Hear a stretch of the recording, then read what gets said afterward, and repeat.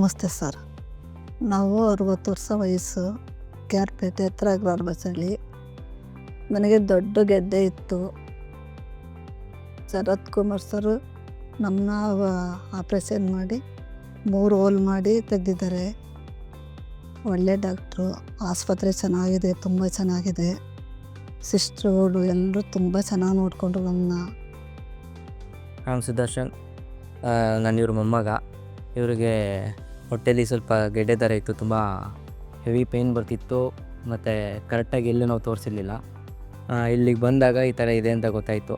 ಅದು major operation ಮಾಡಿದೇ just 3 ಹೋಲ್ಸಲ್ಲೇ ಆ ಗೆಡ್ಡೆನ ತೆಗೆದು ಜಸ್ಟ್ 15 ಡೇಸಲ್ಲಿ ಆಲ್ಮೋಸ್ಟ್ ಎಲ್ಲ ರಿಕವರಿ ಮಾಡಿದ್ದಾರೆ.